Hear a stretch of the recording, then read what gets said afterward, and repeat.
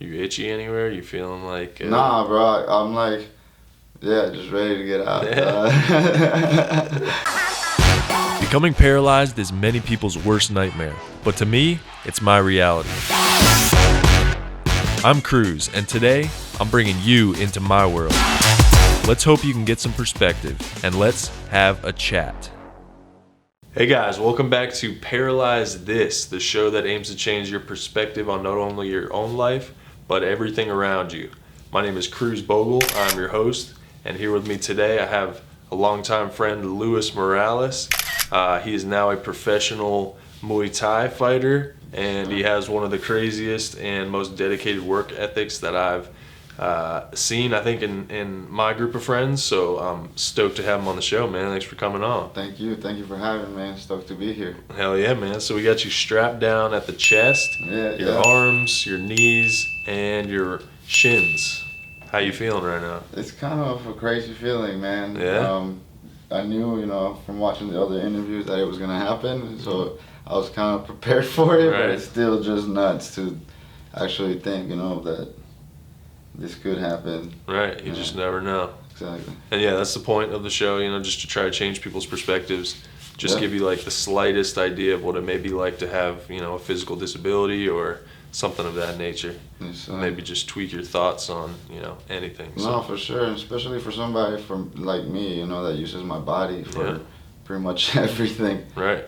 It's crazy to like I said, just think that it could happen and just in a moment from another, Yeah. It's crazy. Just never know. So you have been Muay Thai fighting for how long? Well, I started fighting 2013, but I started in MMA, as you can remember. Yeah.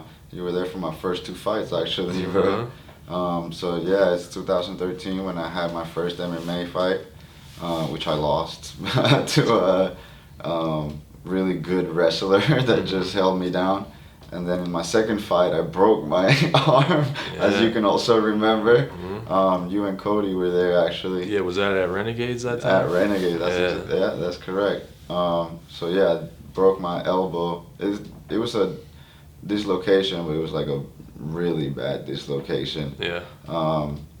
So yeah, after that, I pretty much decided, maybe MMA is not for me. Yeah. But I still loved competing, after I started training, I was hooked. So I decided to stick with it. I rehabbed the arm, and my first fight coming back was a Muay Thai kickboxing fight that we took down here. At the time, I was training at a small school out of Boynton Beach, and that's pretty much how I got started into the whole fighting thing. Well, not really though. I remember you back in the day. I'm talking about the legal right. fighting thing. Obviously, you know me.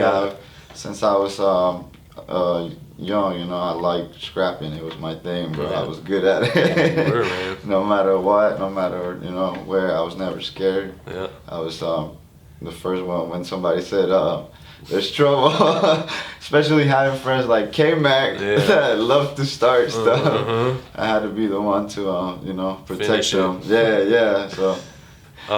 So you have how many fights now? Right now, I have 32 amateur fights. I'm gonna have my professional debut coming up October 19th. So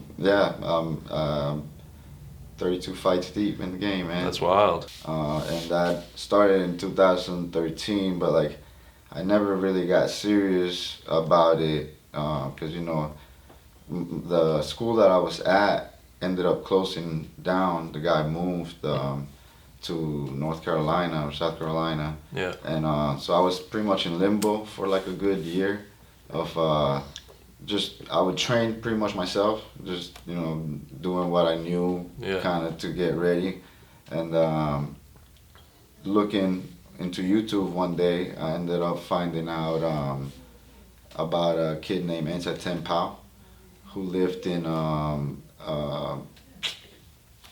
Riviera Beach, and it was he was opening up a school, and that's how I ended up seeing the video on YouTube of him fighting, and I was like, this kid is down the street from me, and I never seen them. Like, I was like, okay.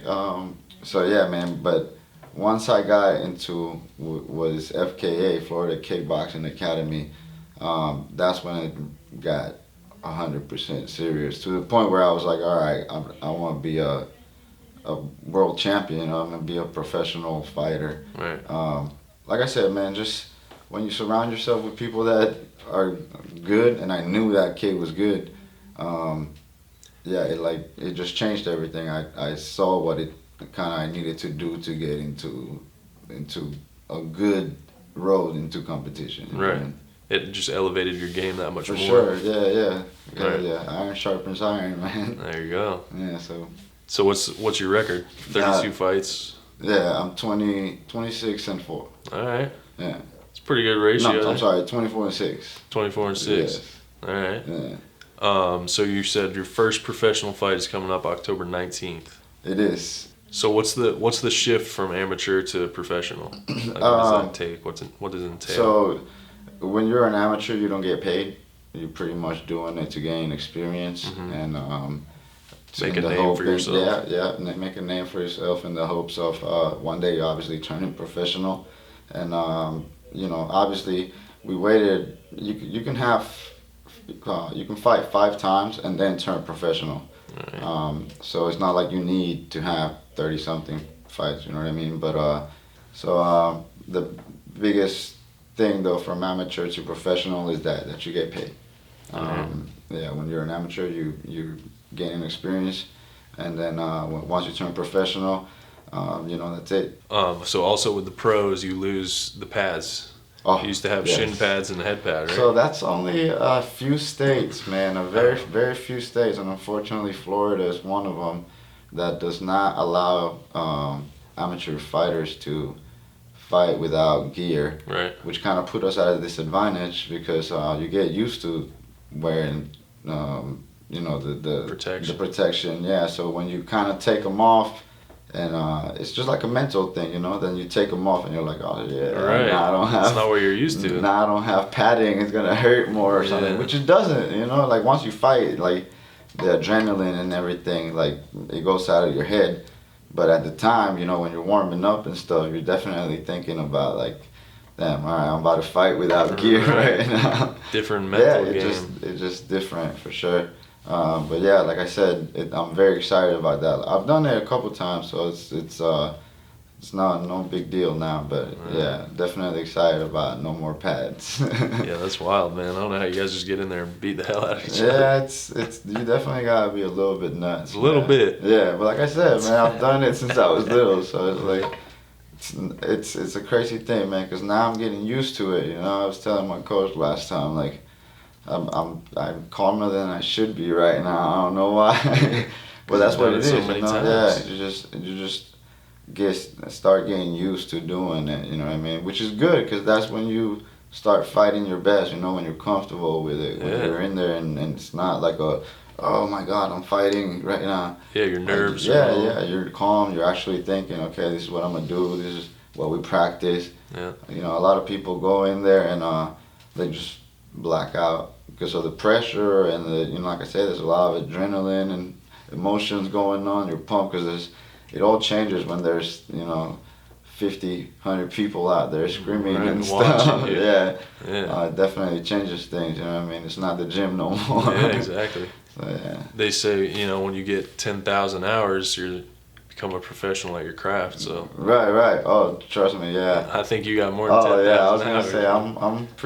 up there with the hours in here, bro. That's wild. Yeah. So what I admire most about you is your work ethic. I kind of talked about that earlier, and like your discipline. Because you're just always training, man, and you're just. Yeah. We were briefly talking about before we turned the cameras on, like, having to almost cut some people off and like distance yourself because you're on a journey and you got this goal that you want to achieve, and to do that, you kind of have to block out some of this outside noise if somebody doesn't have the same vision as you. So like, what kind of role do you think discipline and hard work plays in like reaching your ultimate goal? Man, it's everything, man. It really is. That's why I thank my dad for that. He really put that in us, man. Yeah. You gotta be hard worker no matter what. You know what I mean? I'm lucky enough to own a company with him and my brother. We work hard there too, bro. And I'm lucky enough that they help me out. Obviously I spend a lot of time training, bro. So I'm lucky to have a flexible schedule with them where they help out. Right. As far as like the time I leave earlier than both of them. But because they know, you know what I mean, I'm not just chilling. I'm gonna go do something towards my other goal. You know what I mean? Yeah, Which is like I said, being a world champion. And so I leave work and I go run before I go to the gym for a couple hours and train. Every single day. Yeah. So it varies, you know what I mean? Because I have strength and conditioning some mornings, but most of the other mornings I wake up, run. As soon as I'm done running, I shower, take off to work. I'm at work from 6:30 to about 3:30. Depending, what we got going on. Sometimes I stay late. Sometimes, most of the times I don't. Like I said, I'm very lucky that they help me out with that. So yeah, then I'll go home, run, chill out for a bit till my wife get home. Say hi to her. If she comes with me to the gym, then we'll talk on the way to the gym. Yeah. Sometimes at this point in my life, all I do is look for times to nap, bro. Yeah. Oh yeah, bro. So sometimes if she drives, I'll fall asleep while she drives to the way to the gym. I'm at the gym from about 6:30 to, depending if we have a fight coming up, then we'll be there till like 9:30. Wow. And go home, eat, and be back at 5:30 doing it again the next day. So that's the dedication right there. Yeah. So like I said, definitely one of the biggest, man. You have to stay disciplined, man.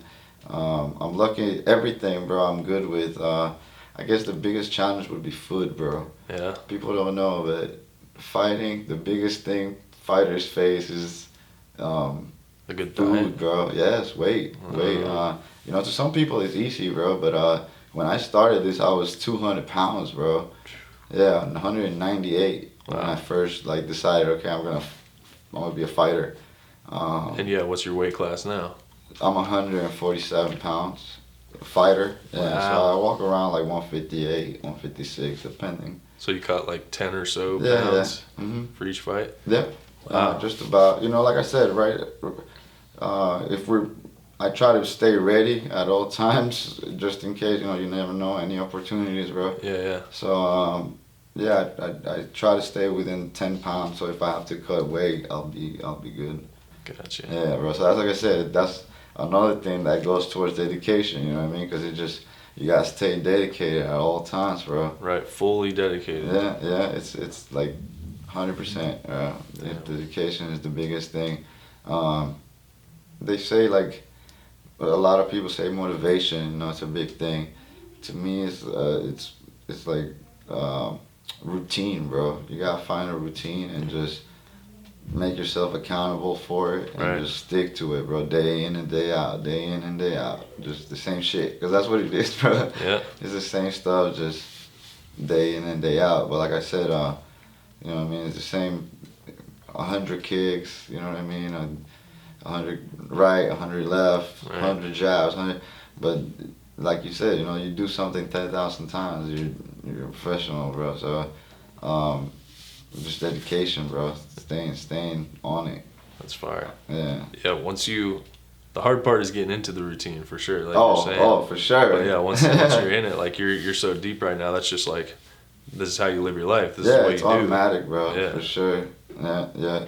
It's crazy because I mean, I'm lucky, bro. Like I said, because I'm married, so my wife definitely pulls up with a lot of baggage from fighting. You know what I mean? That has nothing to do with her, but like I said, she definitely helps out a lot, bro. So 32 fights. She's been to all of them. So yeah, that's awesome, man. Yeah, hell yeah. It's that support system. Yeah, that's what it is, man. That's another big thing with fighting. You definitely need a support system, bro, around you. Yeah. People that help you want to be successful. Yeah, push you and help you where you need. That's it's kind of similar to like my situation. You know, I have a huge support system, friends and family that, you know, literally take care of me. A whole little community. Yeah, right? man. Yeah. Without them, I'd be nothing. So yeah, man, I feel you on that. That's what's that, man. Yeah, it's a great feeling for sure, bro, to know that people got your back. Yeah, for sure.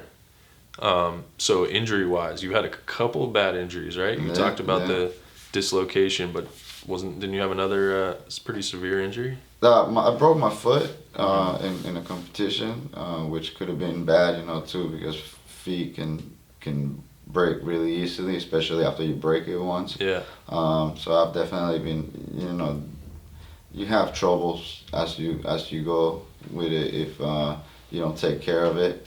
And unfortunately, I'm good at everything but resting, bro. I hate, like, my brain doesn't let me now. I just have shut to off. be. Yeah. No matter what, I have to be. Even though, bro, this last couple of days, bro, my coach been kicking my ass for this pro debut, and on Sunday I had to tell him that I was like, bro, I need a rest, bro. I'm fucked up right now. Yeah. What, just like sore wise? Yeah, bro. Just like, you know, I was beat up, bro. Like I said, I pretty much have 2 jobs, bro. I work, you know what I mean, my professional job with you know, my family, and then I pretty much take the other one as a job, bro. I put in my 6 hours of that every day too. So yeah, man. Fucking by the time that 10 o'clock comes, bro, I'm fucking beat. Oh yeah, I'm done, bro. That's it. I'm done. When you've had these injuries, like, what is the drive? It's probably kind of what we talked about already, but like, what makes you come back? I mean, I'm telling you, bro. I tell everybody this, and they're probably tired of me telling them, but at least everybody that cares to ask or cares to hear, I want to leave something. You know what I mean? I always felt, and I know probably everybody feels that way at some point, but like, I always felt that I was meant for something, bro. Like something greater than just normal, bro. Right. And like when I found fighting, I was like, this is it. This is my way of being something more. You know what I mean? I want to be able to one day show my kid, look, this is me. This is what I did, and it's here forever. Right. Like, can't nobody take that away from me. You know what I mean? Right. Accomplish something great. Yeah. That's it, bro. I just want to be world champion. I want to be able to say, you know what I mean, I did something that very few people can do. Yeah, man. I'm fucking world champion of beating people's asses, bro. That's my goal, at least, bro. That's awesome, man. I think that's a great thing to do. Like you said, everybody probably, well, I don't think everybody does, but certain people feel that way, that they want to I would hope everybody accomplish something great that, like you said, not many people have been able to do. Yeah, that's it, man. I want, like I said, just be able to leave my name engraved in stone somewhere, you know what I mean? Like I said, I was world champion at some point in time, in history. Yeah, that will be epic. I hope you make it, man. Oh, I will, bro. I'm telling you. That's all you know what I mean? That's all I think about, bro. I will be world champion at some point, bro. However long it takes. I'm one of those people, man, that no matter what I put my mind into, bro, I try to be the best at it. Like I said, that comes from my dad, bro. Another thing he would say was, even if you're gonna be a trash man, make sure you're the best fucking trash man. You know what I mean? Right. Don't just be a regular fucking trash man. Be the best at it. Yeah. So that definitely always stuck with me. Like, no matter what I do, I'm gonna try at least to be the best at it. You know what I mean? So, you know, we did music, bro, and I mean, it got to the point where we were getting good at it. You know what I mean? We were real good at it. When we played soccer, bro, I could have did stuff with soccer too. The bad stuff started, and that went down the drain. But we were really fucking good at soccer too, bro. Yeah. You know what I mean? So like, yeah, I'm lucky, bro. When I put my mind to something, I destroy it. I have to, bro. That's good, man. Yeah, for sure. Sick. All right, so one of my last questions would be, to somebody who's like struggling in life, or, you know, like the 2 injuries that you sustained. You know, you're in your routine and you're fighting, and this is what you want to do, and you're putting all your time into it, and then you get injured and you get set back, and then you get back, you rehab it, and you're back where you wanted to be, and then you have another injury. Yeah. Whether it's that same situation or just getting kicked down in life, like what's your advice to somebody who's just struggling and just keeps getting knocked down? Like I said, man, we go through a lot as fighters, so my best advice to somebody that's going through anything would be that it's temporary, man. I mean, most things are obviously, you know, accidents, like obviously like yours or something that's unpredictable and can never be, you know, brought back. But most things are temporary, man. And time heals all wounds, bro. I've had very, very bad, like you said, injuries and setbacks as far as losses, you know what I mean? Which are a big part of fighting, because you're gonna lose no matter what, you know what I mean? So whether it be a loss in your career or a loss in as far as, you know what I mean, something that you value as far as movement in your body, you know what I mean, give it time, keep pushing no matter what. That's the biggest thing, man. And the biggest thing that I could ever take away from my coach telling me is that there's people that stop wanting it, and there's people that just always keep pushing. The wheel keeps turning, you know what I mean? And if you're still pushing and you're still at the front of the line, once somebody else's time is gone, it'll be your time, you know what I mean? So it could be the same thing with luck or whatever you want to call it. You know, something bad might have happened to you, but if you just keep pushing and you keep stay on it, something good is definitely going to come out of it at the end. Yeah, man. Yeah. I think that's pretty good advice. I hope it helps somebody, bro. Yeah, that's the goal. Yeah. Like I said, something that my coach told me, and it helped me, so hopefully it helps somebody else. I think it will. Yeah, man, like you said, temporary. Yeah. Whether, you know, obviously something like my injury is not quite as temporary, but I would say the mindset of being injured and being, you know, quote unquote disabled is temporary. No, for sure, bro. Like, I don't think it's necessary to say, but that's something that I admire from you from the beginning. You know what I mean? The no quit, bro. No matter what, and that's, like I said, that's exactly what it is. The no quit, bro. No matter what. Yeah. You can be down and out, but you know what I mean. No matter what, you gotta push, bro. Push forward. Show that you're strong, bro. Yeah. Life goes on. Never give up. That's it, bro. You find a way, bro. Exactly. Just like you're doing. I'm doing it, and I'm glad to see you're doing it too, man. Yeah, bro. I love this, bro. Since the moment you called me and told me we should do it, I was like, I'm glad that you would even consider me for it, bro. Oh, yeah, man. Awesome. I appreciate it, dude. I already know, man. Will you keep kicking ass? Oh, that I will, bro. Literally. I you. And yeah, man, glad you came on the show. I hope this has altered your perspective even a little bit. Oh, bro, it's crazy. I'm telling you, it's for sure. I'm like getting a little bit numb and stuff, bro, right about now. So yeah, I'm definitely. It's crazy, bro. I'm gonna be glad when I get out of here. There you go. Yeah. Right on, man. Well, yeah, thank you again. Thank you. I hope you guys have taken something from Lewis's story and seeing him strapped down in this chair. And I'll put all of his information below, so you can, if you're in the Florida area, maybe check out his pro fights coming up, and stay positive. Keep the light on. And I'll see you guys next week on Paralyze This.